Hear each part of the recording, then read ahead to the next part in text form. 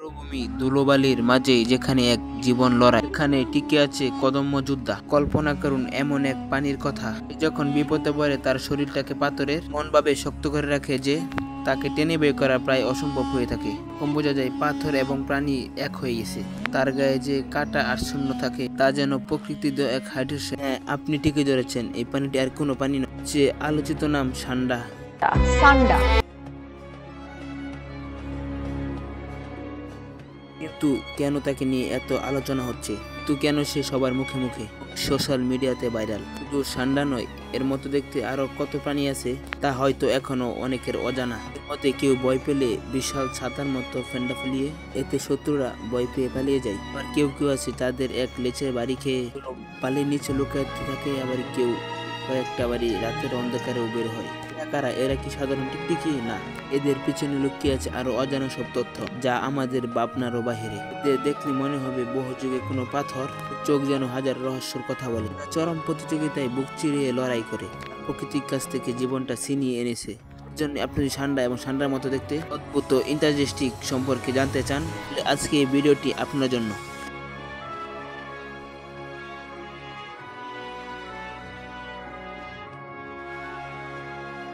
সান্ডা বর্তমানে যোগাযোগ সামাজিক মাধ্যমে ভাইরাল। যোগাযোগ মাধ্যমে সান্ডা এক পরিচিত নাম।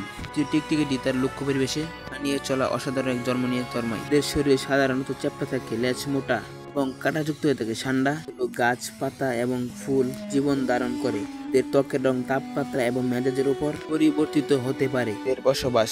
সান্ডার মাংস খাওয়া নিয়ে ইসলাম ধর্মের অনুসারে হালাল হারাম এরকম কিছু মুসলিম হাঁস মাঝে মধ্যে রয়েছে হালাল, কিছু মুসলিমের মধ্যেও রয়েছে হারাম। তেলের গঠিত ঔষধি গুণা বেশ কিছু লুকাস এবং প্রত্যাশিত আছে, যদিও এর কোনো বৈজ্ঞানিক ভিত্তি এখনো বের করা হয়নি। শান্ত প্রবাসে এই প্রাণীটি মরুভূমিতে বাস করে। বাংলাদেশে সান্ডা নিয়ে যে আলোচনা চলছে, কিছুদিন ধরে বাংলাদেশের সামাজিক মাধ্যমে সান্ডার কয়েকটা ভিডিও ভাইরাল হয়েছে। এই প্রাণীটি আসলে আমাদের পরিবেশের নয়, তবে এই মুহূর্তে তাকে নিয়ে যা আমি মনে করি, কারণ সে এখন ভাইরাল।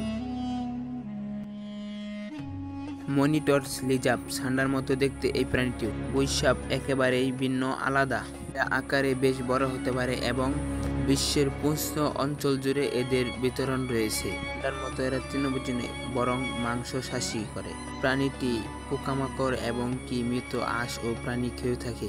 এর দীর্ঘ ও শক্তিশালী লেজ আর আত্মরক্ষায় সাহায্য করে। বাংলাদেশের পরিবেশে এদেরকে দেখা যায় এবং তাহিনীদের মাঝে একে গৈসাপ বলেও চিনে থাকে। মনিটর লিজার্ড সান্ডার চেয়ে অনেক আক্রমণাত্মক হতে পারে। সাকওয়ালা সান্ডার নিয়ত হাত, এদেরকে অনেকটা সান্ডার মতো দেখতে লাগে। এদের প্রধান বাসস্থান উত্তর আমেরিকার মধ্যে। এরাও তৃণভোজী এবং থরের ফাটলে লুকিয়ে থাকে। বিপদ অনুভব করলে এদের নিজের শোল ফুলিয়ে পাথরের মধ্যে আটকে দেয়, যাতে শিকারী এদের বের না করতে পারে। কোয়ালা সান্ডার মতোই দেখতে এই প্রাণীটি। বিয়ার্ডেড ডার্ট অস্ট্রেলিয়ার মরুভূমিতে এদের দেখা মিলে। এদের গলায় কাঁটাযুক্ত চামড়া ও অংশ থাকে, যা উত্তেজিত হলে ফুলে তুলে।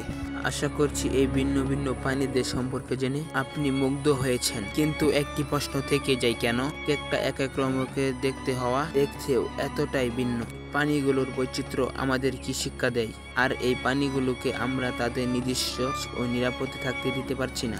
পৃথিবীতে অসংখ্য জীবজন্তুর পানিতে ভরা।